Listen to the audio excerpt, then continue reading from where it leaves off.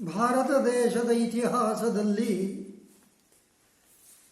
ಭಾರತೀಯರು ನಡೆಸಿದ ಸಾಮ್ರಾಜ್ಯಗಳು, ಪ್ರಜಾರಕ್ಷಣೆಗಳು, ಧರ್ಮಕಾರ್ಯಗಳು ಇವುಗಳ ಬಗ್ಗೆ ಈಗ 100-150 ವರ್ಷಗಳಿಂದ ಈಚೆಗೆ ಯಾವುದೇ ಇತಿಹಾಸವನ್ನು ಪಠ್ಯಪುಸ್ತಕಗಳಲ್ಲಿ ದಾಖಲಾಗಿಸಿರುವುದಿಲ್ಲ. ಇದಕ್ಕೆ ಕಾರಣ ಆಡಳಿತದಲ್ಲಿದ್ದ ಇಂಗ್ಲೆಂಡಿನ ಆಂಗ್ಲರು ಕ್ರಿಸ್ತಶಕ 11ನೇ ಶತಮಾನದಿಂದ ಈಚೆಗೆ ಯಾವುದೇ ಭಾರತೀಯ ದಾಖಲೆಗಳನ್ನು ಭಾರತೀಯರ ಕಣ್ಣಿಗೆ ಕಾಣದಂತೆ ಮುಚ್ಚಿಟ್ಟು ಮೊಘಲಾಯಿಯವರ ಆಡಳಿತ,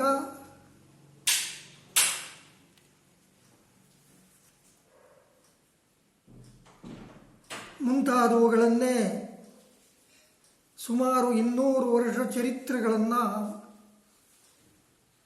ತೇಲಿಸಿಬಿಟ್ರು.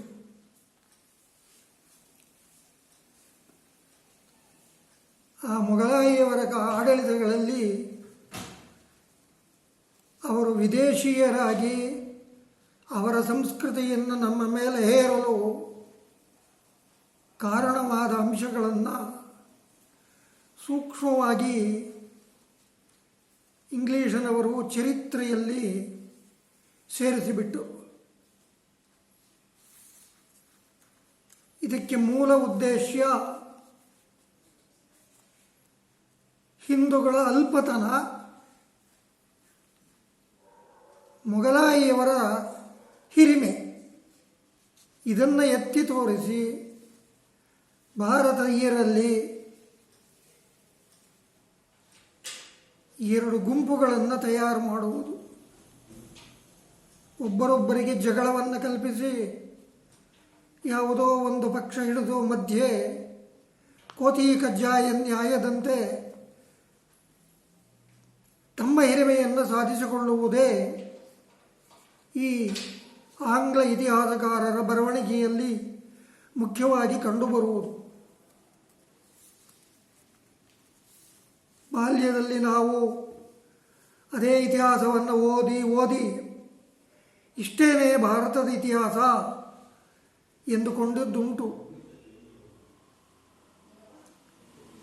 ಭಾರತೀಯರಾರು ಪಠ್ಯಪುಸ್ತಕಗಳಲ್ಲಿ ಪ್ರಾಚೀನ ಇತಿಹಾಸಗಳನ್ನು ಸರಿಯಾಗಿ ದಾಖಲಿಸಿರುವುದಿಲ್ಲ. ಇತಿಹಾಸದ ಬಗ್ಗೆ ಭಾರತೀಯರಿಗೆ ಅನಂತರ ಕಾಲದಲ್ಲಿ ಬೇಸರ ಬಂದಿರಬೇಕು. ನಾನು ಸಂಸ್ಕೃತ, ಕನ್ನಡ ಮುಂತಾದ ಪ್ರಾಚೀನ ಕಾವ್ಯ ಗ್ರಂಥಗಳನ್ನು, ಅದರಲ್ಲಿರುವ ಐತಿಹಾಸಿಕ ವಿಷಯಗಳನ್ನು ಹೆಕ್ಕಿ ನೋಡಿದ್ದೇನೆ. ಕಾವ್ಯಗಳಲ್ಲಿ ಮುಖ್ಯವಾದ ಒಂದು ಉದ್ದೇಶ ರಸವಂತಿಕೆ. ಸ್ವಲ್ಪ ಇತಿಹಾಸವನ್ನು ಎತ್ತಿಕೊಂಡು ಅದನ್ನು ರಸವತ್ತಾಗಿ ವರ್ಣನೆ ಮಾಡುವುದು ಕಾವ್ಯದ ಉದ್ದೇಶ. ಇತಿಹಾಸವನ್ನೇ ಬರೆಯಬೇಕೆಂದರೆ ಅದು ಕಾವ್ಯದಂತೆ ರಸಮಯವಾಗಿರುವುದಿಲ್ಲ. ಅದರಲ್ಲಿ ಸಮಾಜದ ಏರುಪೇರುಗಳು, ದುಃಖದ ಸಂಗತಿಗಳು, ಸುಖದ ಸಂಗತಿಗಳು ಎಲ್ಲವೂ ಇರುತ್ತೆ. ಒಳ್ಳೆಯವರದು ಕೆಟ್ಟವರದೆಲ್ಲ ಚರಿತ್ರೆಯೂ ಇರುತ್ತೆ. ಅದನ್ನು ಕೇಳಿ ಜನಗಳಿಗೆ ಬೇಸರವೂ ಆಗಬಹುದು. ಸಿಹಿಯನ್ನು ತಿನ್ನುತ್ತಾ ಸಿಹಿಯ ಬಗ್ಗೆಯೇ ಬೇಸರ ಬರಬಹುದು. ಹಾಗೆ ಈ ಕಾವ್ಯಗಳಲ್ಲಿ ಪ್ರಸಿದ್ಧವಾಗಿ ಬಂದವು ಸಾಮಾನ್ಯವಾಗಿ ಭಾರತೀಯರಲ್ಲಿ ರಾಜ್ಯಾಧಿಕಾರದಲ್ಲೂ ಇದ್ದು ಸಾಹಿತ್ಯ ಅಧಿಕಾರದಲ್ಲೂ ಇದ್ದವರು ಬರೆದ ಕಾವ್ಯಗಳೇ ಹೆಚ್ಚು.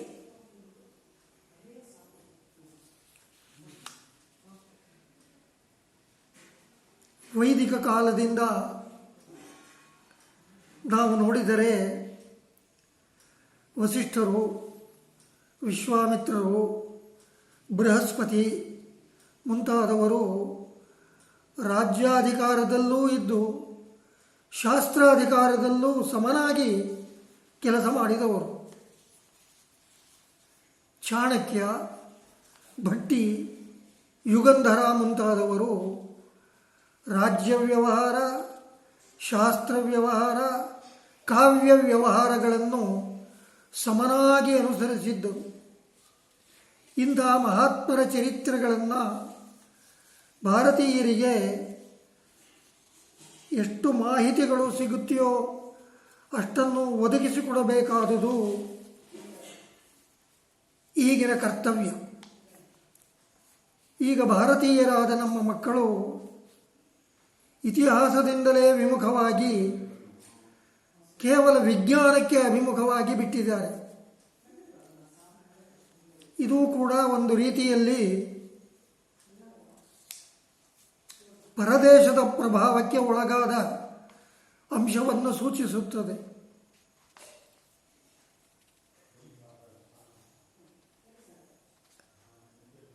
ಚಾಣಕ್ಯನಿಂದ ಇತ್ತೀಚೆಗೆ ಶಾಸ್ತ್ರ ಕಾವ್ಯಗಳನ್ನು ಬರೆದಂಥವರು, ರಾಜ್ಯಾಧಿಕಾರವನ್ನು ಮಾಡಿದವರು ಇತಿಹಾಸವನ್ನು ಮರೆತಿಲ್ಲ. ಅದಕ್ಕೆ ಒಂದು ಉದಾಹರಣೆ ಚಾಣಕ್ಯನ ಅರ್ಥಶಾಸ್ತ್ರದಲ್ಲಿ ಮತ್ತು ಜ್ಯೋತಿಷ ಶಾಸ್ತ್ರದಲ್ಲಿ ನಾನು ನಿಮಗೆ ತಿಳಿಸ್ತಾ ಇದ್ದೇನೆ. ಏನ ಶಸ್ತ್ರಂಚ ಶಾಸ್ತ್ರಂಚ ನಂದರಾಜ ಗತಾಚ ಭೂ ಅಮರ್ಷೇಣ ಉದ್ಧೃತಾನ್ಯಾಶು ತೇನ ಶಾಸ್ತ್ರಮಿದಂ ಕೃತಂ. ಇದು ಅರ್ಥಶಾಸ್ತ್ರದ ಮಾತು. ಯಾವನೊಬ್ಬನೇ ಕೈಯಲ್ಲಿ ಶಸ್ತ್ರವನ್ನು ಹಿಡಿದು ಶಾಸ್ತ್ರವನ್ನು ಹಿಡಿದು ನವನಂದರ ಕೈಯಲ್ಲಿ ಸಿಕ್ಕಿ ಪ್ರಜೆಗಳು ಕಷ್ಟಪಡ್ತಾ ಇರುವ ಸಂದರ್ಭದಲ್ಲಿ ಅವರ ಆಡಳಿತದಿಂದ ಭೂಮಿಯನ್ನು ಬಿಡಿಸಿ ಒಂದು ರೀತಿಯಲ್ಲಿ ಬೇಸರದೊಂದಿಗೆ ಕೂಡಿದ ಕೋಪ, ಆ ಕೋಪದಿಂದ ನಾನು ಉದ್ಧಾರ ಮಾಡಿದೆ, ಶಸ್ತ್ರವನ್ನು ಉದ್ಧರಿಸಿದೆ, ಶಾಸ್ತ್ರವನ್ನು ಉದ್ಧರಿಸಿದೆ, ಭೂಮಂಡಲವನ್ನು ಉದ್ಧರಿಸಿದೆ ಎಂದು ನಿಜವಾದ ತನ್ನ ಇತಿಹಾಸವನ್ನು ಈ ಶ್ಲೋಕದಲ್ಲಿ ತಿಳಿಸಿದ್ದಾನೆ. ಚಾಣಕ್ಯನಿಗೆ ವಿಷ್ಣುಗುಪ್ತ ಎಂಬ ಹೆಸರು ತಂದೆ ಇಟ್ಟದ್ದು. ಷಡಕ ಋಷಿಯ ಮಗನಾದ್ದರಿಂದ ಚಾಣಕ್ಯ. ತಾಯಿಯ ಹೆಸರು ಕುಟಲ, ಆದ್ದರಿಂದ ಕೌಟಲ್ಯ. ಅವನನ್ನು ವ್ಯಂಗ್ಯವಾಗಿ ಎಲ್ಲರೂ ಕೌಟಿಲ್ಯ, ಅವನ ರಾಜನೀತಿ ಕುಟಿಲ ರಾಜನೀತಿ ಎಂಬುದಾಗಿ ಬಣ್ಣಿಸುವುದೇ ಪ್ರಸಿದ್ಧಿಯಾಗಿಬಿಟ್ಟಿದೆ. ಅವನ ಕಾವ್ಯದ ಶಬ್ದ ಪ್ರಯೋಗದ ಸೊಗಸಿಗೆ ಒಂದು ಶ್ಲೋಕ ಪ್ರಸಿದ್ಧರಾದ ವರಾಹಮಿಹಿರಾಚಾರ್ಯರು ಬೃಹತ್ ಸಂಹಿತೆಯಲ್ಲಿ ಅದನ್ನು ಎತ್ತಿ ತೋರಿಸಿದ್ದಾರೆ. ಅಪ್ಯರ್ಣವಸ್ಯ ಪುರುಷ ಪ್ರತರಂ ಕದಾಚಿತ್ ಆಸಾದಯೇದನಿಲವೇಗವಶೇನ ಪಾರಂ ನತ್ವಸ್ಯ ಕಾಲಪುರುಷಾಖ್ಯಮಹಾರ್ಣವಸ್ಯ ಪಾರಂ ಕದಾಚಿತ್ ಅನೃಷಿ ಮನಸಾಪಿ ಆಯಾತ್ ಎಂಬುದಾಗಿ. ಹೇಗೋ ಒಂದು ನೌಕೆಯನ್ನು ಹಿಡಿದು ಗಾಳಿಯ ಹೊಡೆತ ಅನುಕೂಲವಾಗಿದ್ದರೆ ಸಮುದ್ರದ ಈ ಕಡೆಯಿಂದ ಆ ಕಡೆಗೆ ಹೋಗಿ ಎಲ್ಲಾದರೂ ಸೇರಬಹುದು. ಆದರೆ ಈ ಕಾಲ ಎಂಬುದಿದೆಯಲ್ಲ, ಇದು ದೊಡ್ಡ ಸಮುದ್ರದ ಹಾಗೆ.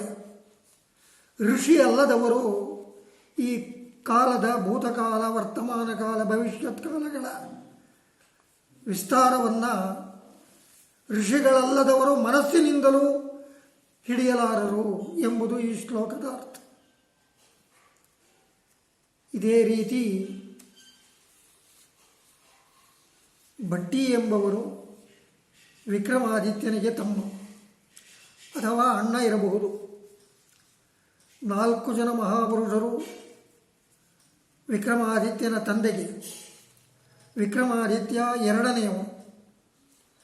ಅವನಿಂದ ವಿಕ್ರಮಶಕೆ ಆರಂಭವಾಯಿತು ಕ್ರಿಸ್ತಪೂರ್ವ 57ನೇ ವರ್ಷದಲ್ಲಿ. ಇದು ವಿಕ್ರಮಶಕೆ ಉತ್ತರ ಭಾರತದಲ್ಲಿ ಬಳಕೆಯಲ್ಲಿದೆ. ಕ್ರಿಸ್ತಶಕೆ ಆದ ನಂತರ 78 ವರ್ಷಗಳಿಗೆ ಶಾಲಿವಾಹನ ಶಕ ದಕ್ಷಿಣ ಭಾರತದಲ್ಲಿ ಆರಂಭವಾಯಿತು. ಹೀಗೆ 3 ಶಕಗಳನ್ನು ನಾವು ಉಲ್ಲೇಖಿಸಬೇಕಾದುದು ಕರ್ತವ್ಯ. ಇತಿಹಾಸಕಾರನಿಗೆ ಇದು ಮುಖ್ಯ. ಈಗಲೂ ನಮ್ಮ ಸ್ವತಂತ್ರ ಭಾರತದಲ್ಲಿ ಯೇಸುಕ್ರಿಸ್ತನ ಶಕೆಯನ್ನೇ ಆಂಗ್ಲರು ನಮಗೆ ಅಂಟಿಸಿದುದನ್ನೇ ಬಿಡಲಾರದೆ ನಾವು ಅಂಟಿಸಿಕೊಂಡಿದ್ದೇವೆ ಎಂಬುದು ನಿಜವಲ್ಲವೇ? ವಿಕ್ರಮಾದಿತ್ಯ ಶಕೆಗೆ ಹಿಂದೆ ಕಲಿಯುಗದ ಆರಂಭದಲ್ಲಿ 136 ವರ್ಷ ಕಳೆದ ಮೇಲೆ ಯುಧಿಷ್ಠಿರ ಶಕೆ ಆರಂಭವಾಯಿತು. ಹೀಗೆ ಬೇರೆ ಬೇರೆ ದೇಶಗಳಲ್ಲಿ ಈ ವರ್ಷದ ಗಣನೆಗಳುಂಟು. ಸಿಂಹಳದಲ್ಲಿ ಗಣನೆ ಬೇರೆ, ಇಂಡೋನೇಷಿಯಾದಲ್ಲಿ ಗಣನೆ ಒಂದು ಸಲ ಬೇರೆ ಆಗುತ್ತೆ, ಅರಬ್ಬೀಸ್ತಾನದಲ್ಲಿ ಗಣನೆ ಬೇರೆ, ಕಾಶ್ಮೀರದಲ್ಲಿ ಗಣನೆ ಬೇರೆ, ಬಂಗಾಳದಲ್ಲಿ ಗಣನೆ ಬೇರೆ, ಆದರೆ ಕೇರಳದಲ್ಲೂ ಗಣನೆ ಬೇರೆ.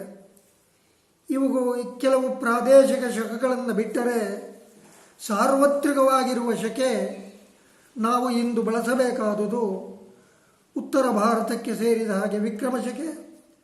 ಸಮಸಮನಾಗಿ ದಕ್ಷಿಣ ಭಾರತದಲ್ಲಿ ಶಾಲಿವಾಹನ ಶಕೆಯನ್ನು ನಾವು ಬಳಸಬೇಕು. ಅದರ ವಿವರಣೆಗೋಸ್ಕರ ಕ್ರಿಸ್ತ ಶಕೆಯನ್ನು ಜೊತೆಯಲ್ಲಿ ಬಳಸಿದರೂ ಬಾಧಕವಿಲ್ಲ. ಹೀಗಾಗಿ ಭಟ್ಟಿ ಮುಂತಾದ 4 ಜನ ಅವರ ತಂದೆಗೆ ಮಕ್ಕಳು. ಭಟ್ಟಿ ವೈಶ್ಯನೋ ಬ್ರಾಹ್ಮಣನೋ ನನಗೆ ಜ್ಞಾಪಕವಿಲ್ಲ, ಸುಮಾರು ಬ್ರಾಹ್ಮಣ ಇರಬೇಕು. ಇವನ ತಂದೆ 4 ವರ್ಣದ ಹೆಂಗಸರನ್ನು ಮದುವೆಯಾಗಿದ್ದ. ಬ್ರಾಹ್ಮಣ ಸ್ತ್ರೀಯಲ್ಲಿ ಹುಟ್ಟಿದವನು ಭಟ್ಟಿ ಅಂತ ಇಟ್ಟುಕೊಳ್ಳೋಣ. ಕ್ಷತ್ರಿಯ ಸ್ತ್ರೀಯರಲ್ಲಿ ಹುಟ್ಟಿದವನು ಬ್ರಾಹ್ಮಣನಿಗೆ ವಿಕ್ರಮಾದಿತ್ಯ. ಭರ್ತೃಹರಿ ಎಂಬವರು ಶೂದ್ರ ಸ್ತ್ರೀಯಲ್ಲಿ ಹುಟ್ಟಿದವನು ಅಂತ ಕಾಣುತ್ತೆ, ಅಥವಾ ವೈಶ್ಯ ಸ್ತ್ರೀಯಲ್ಲೂ. ಹೀಗೆ ಇನ್ನೊಬ್ಬರ ಹೆಸರು ನನಗೆ ಜ್ಞಾಪಕವಿಲ್ಲ. ಇತಿಹಾಸಕಾರರು ಭಟ್ಟಿ ವಿಕ್ರಮಾದಿತ್ಯರಾಯನ ಚರಿತ್ರೆ ಅಂತ ಒಂದಿದೆ, ಕನ್ನಡದಲ್ಲೂ ಇದೆ, ಸಂಸ್ಕೃತದಲ್ಲೂ ಇದೆ, ಹಿಂದಿಯಲ್ಲೂ ಇದೆ. ಅದನ್ನೆಲ್ಲ ಓದಿ ನೋಡಿ ವಿಕ್ರಮಾದಿತ್ಯನಿಂದ ಭಾರತೀಯ ಇತಿಹಾಸವನ್ನು ನಾವು ಮಕ್ಕಳಿಗೆ ತಿಳಿಸಬೇಕು. ಈ ಮೊದಲನೆಯ ವಿಕ್ರಮಾದಿತ್ಯ ಇವನೇ. ಅನಂತರ ಕ್ರಿಸ್ತಶಕ 1000 ವರ್ಷದ ಒಳಗೆ 6 ಜನ ವಿಕ್ರಮಾದಿತ್ಯರು ಆಗಿ ಹೋದರು. ಒಬ್ಬೊಬ್ಬ ವಿಕ್ರಮಾದಿತ್ಯನು ಮೊದಲನೆಯ ವಿಕ್ರಮಾದಿತ್ಯನನ್ನು ಅನುಕರಣೆ ಮಾಡಿದ್ದಾನೆ. ತಮ್ಮ ರಾಜ್ಯದಲ್ಲಿ ಮಂತ್ರಿಗಳು, ಸೇನಾಪತಿಗಳು, ಇನ್ನು ಅಂಬಾಸಿಡರ್ ಅಂತ ಹೇಳ್ತೇವಲ್ಲ, ಅವರಿಗೆ ಸಾಂಧಿ ವಿಗ್ರಹಿಗಳು ಅಂತ, ಇತರ ದೇಶಗಳೊಂದಿಗೆ ಸಂಧಿ ವಿಗ್ರಹಗಳನ್ನು ನಿರ್ಣಯ ಮಾಡುವವರು. ಯಾರೊಂದಿಗೆ ನಾವು ಸಂಧಿ ಮಾಡಿಕೊಳ್ಳಬೇಕು, ಯಾರನ್ನು ಎದುರಿಸಿ ಯುದ್ಧ ಮಾಡಬೇಕು ಅನ್ನೋ ನಿರ್ಣಯ ತೆಗೆದುಕೊಳ್ಳುವ ಮಂತ್ರಿಮಂಡಲದ ಒಬ್ಬ. ಇಂತಹವರೆಲ್ಲರೂ ಒಳ್ಳೆಯ ಶಾಸ್ತ್ರಜ್ಞರು, ಕಾವ್ಯಕರ್ತರು, ರಾಜಕೀಯ ನಿಪುಣರೂ ಆಗಿದ್ದರು.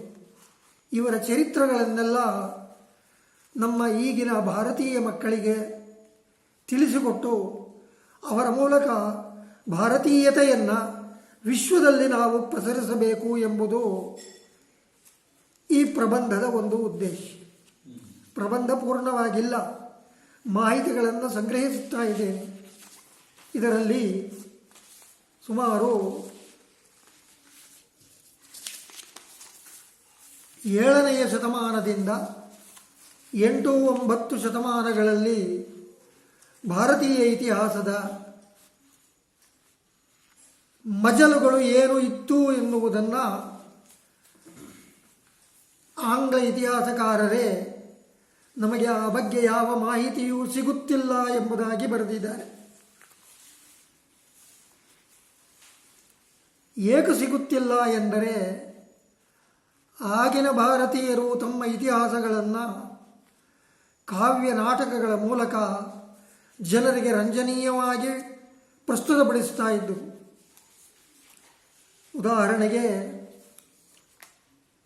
ಕನೂಜಿನ ಯಶೋವರ್ಮ, ಅವನ ಆಸ್ಥಾನದಲ್ಲಿದ್ದ ಭವಭೂತಿ, ವಾಕ್ಪತಿ ರಾಜ ಮುಂತಾದವರು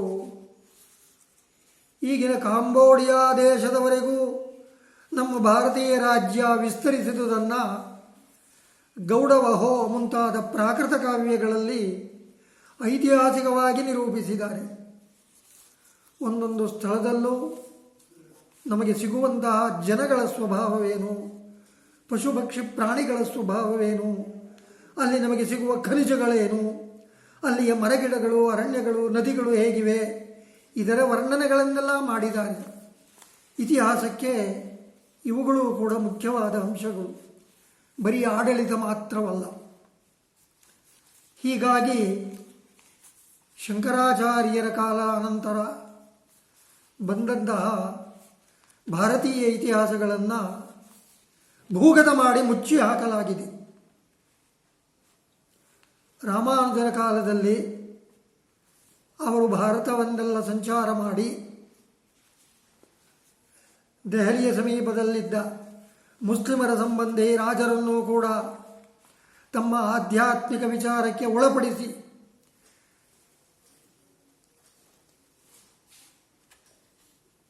ಒಂದು ಸಾಮಾಜಿಕವಾದಂತಹ ಸರಿಯಾದ ಭಾರತೀಯ ನೆಲೆಯನ್ನು ತೋರಿಸಿದ್ದಾರೆ. ಅದಷ್ಟು ಮಾತ್ರ 2 ಮಾತಿನಲ್ಲಿ ಇತಿಹಾಸದಲ್ಲಿ ಬಂದು ಹೋಗಿದೆ. ಆ ಕಾಲದಲ್ಲಿ ವಿದೇಶೀಯರಾದ ಹೂಣರ, ತುರುಷ್ಕರ ಉಪಟಳಗಳು, ಘಜ್ನಿ ಮಹಮ್ಮದ್, ಘೋರಿ ಮಹಮ್ಮದ್ ಮುಂತಾದವರ ಉಪಟಳಗಳು, ದಾಂಧಲೆಗಳು, ದೇಶವನ್ನು ಕೊಳ್ಳೆ ಹೊಡೆದದ್ದು, ದೇವಾಲಯಗಳನ್ನು ನಾಶ ಮಾಡಿದ್ದು, ಇವುಗಳನ್ನೆಲ್ಲ ತೇಲಿಸಲಾಗಿದೆ. ಆ ಕಾಲದಲ್ಲಿ ಭಾರತೀಯ ರಾಜರು ಮಾಡಿದ ರಕ್ಷಣಾ ಕಾರ್ಯವನ್ನು ಎತ್ತಿ ತೋರಿಸಲಾಗಿಲ್ಲ. ಅದಕ್ಕೆ ಉದಾಹರಣೆ, ಕಾಶ್ಮೀರದ ಇತಿಹಾಸದಲ್ಲಿ ಸುಮಾರು 2000 ವರ್ಷಗಳ ಇತಿಹಾಸವನ್ನು ಕ್ರಿಸ್ತಶಕ 13ನೇ ಶತಮಾನದವರೆಗೆ ಕಲ್ಹಣ ಉಲ್ಲೇಖಿಸಿದ್ದಾನೆ. ಆ ಇತಿಹಾಸವನ್ನು ಯಾರೂ ಓದುವವರೇ ಇಲ್ಲ. ಓದಿದರೂ ಅದನ್ನೆಲ್ಲ ಮುಚ್ಚಿ ಹಾಕುವಂತಹ ಆಡಳಿತ ಸ್ವಭಾವ ನಮ್ಮ ದೆಹಲಿ ರಾಜಕೀಯದವರಿಗೆ ಇದ್ದದ್ದರಿಂದ ಇತ್ತೀಚೆಗೆ 250 ವರ್ಷಗಳಿಂದ ಈಚೆಗೆ ನಮ್ಮ ಭಾರತೀಯ ಇತಿಹಾಸವು ಆಂಗ್ಲರಿಂದ ಪಲ್ಲಟವಾಗಿದೆ. ಆ ಪಲ್ಲಟತನವನ್ನು ಯಾರೋ ಕೆಲವರು CO ವೋಕ್ ಮುಂತಾದವರು ಸರಿಪಡಿಸಲು ಪ್ರಯತ್ನಪಟ್ಟರೂ ಕೂಡ ಇಂದಿನವರೆಗೂ ಪಠ್ಯಪುಸ್ತಕದಲ್ಲಿ ಆರ್ಯ ದ್ರಾವಿಡ ಭೇದ, ದಕ್ಷಿಣ ಉತ್ತರ ಭೇದ, ಹಿಂದೂ ಮುಸ್ಲಿಂ ಭೇದ ಇವುಗಳನ್ನೆಲ್ಲ ಎತ್ತಿ ತೋರಿಸಿ ಈ ಅವಾಂತರಗಳೇ ನಮ್ಮ ಇತಿಹಾಸ ಎಂಬಂತೆ ಬಿಂಬಿಸಲಾಗಿದೆ. ಅದು ತಪ್ಪು. ಅವಾಂತರಗಳ ಕಾಲದಲ್ಲೂ ಎಷ್ಟೋ ಒಳ್ಳೆಯ ಕಾರ್ಯಗಳು ನಡೆದಿವೆ.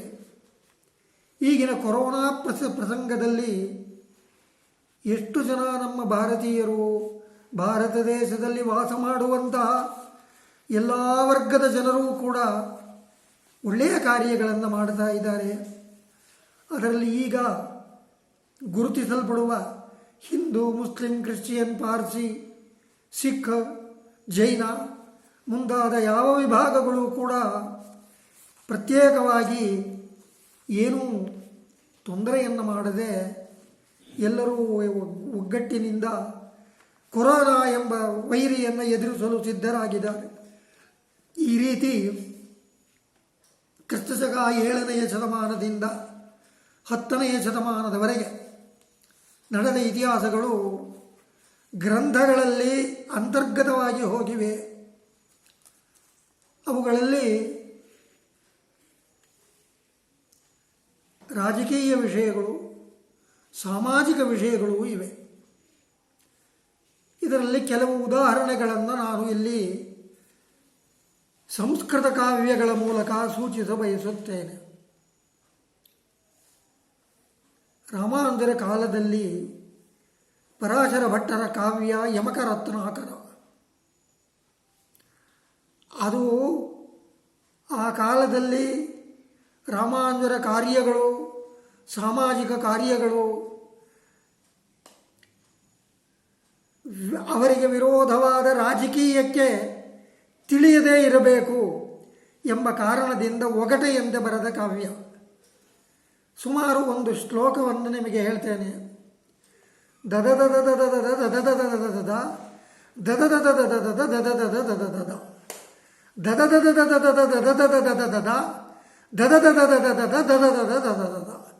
ಇದು ಒಂದು ಅದ್ಭುತವಾದ ಆಗಿನ ಕಾಲದ ಅಪೂರ್ವವಾದ ಒಗಟೆ.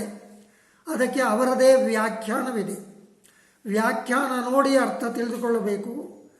ಇಷ್ಟೆಲ್ಲ ಕಷ್ಟಪಡುವ ಸಾಹಸಿಗಳು ಸಂಸ್ಕೃತಜ್ಞರಲ್ಲಿ ಯಾರೂ ಇವತ್ತಿಗೂ ಇಲ್ಲ. ಅದರ ಹಾಗೆಯೇ ಇನ್ನೊಂದು ಶ್ಲೋಕ, ಯಾಯ ಯಾಯ ಯಾಯ ಯಾಯ ಯಾಯ ಯಯಾಯ ಯಾಯಾಯ ಯಾಯ ಯಾಯ ಯಾಯ ಯಾಯ ಯಾಯ ಯಯಾಯ ಯಾಯಾಯ. ಇದರಲ್ಲಿ ಕೃಷ್ಣನ ಚರಿತ್ರೆ ಮುಖ್ಯ. ಕೃಷ್ಣನ ಚರಿತ್ರೆಯ ಹಾಗೆ ರಾಮಾನುಜ ಚರಿತ್ರೆಯು ಅದರಲ್ಲಿ ಒಳಗೆ ನುಸುಳಿಕೊಂಡಿದೆ. ಅದನ್ನು ಹೆಕ್ಕಿ ತೆಗೆದರೆ ಆಗಿನ ಕಾಲದ ಇತಿಹಾಸ ತಿಳಿಯುತ್ತೆ. ಸರಿ, ಇದರಂತೆ ರಾಘವ ಪಾಂಡವಯ್ಯ ಎಂಬುದಾಗಿ ಕದಂಬ ಕಾಮದೇವನ ರಾಜನ ಬಗ್ಗೆ ಕವಿರಾಜ ಬರೆದ ಕಾವ್ಯವಿದೆ. ಅದು 11-12ನೇ ಶತಮಾನಗಳ ನಮ್ಮ ಕನ್ನಡ ನಾಡಿನ ಇತಿಹಾಸವನ್ನು ತಿಳಿಸುವಂತಹ ಕಾವ್ಯ. ನೋಡುವುದಕ್ಕೆ ಹೀಗೆ ಪದವನ್ನು ಬಿಡಿಸಿ ಓದಿದರೆ ರಾಮಾಯಣದ ಕಥೆ, ಹೀಗೆ ಇನ್ನೊಂದು ರೀತಿಯ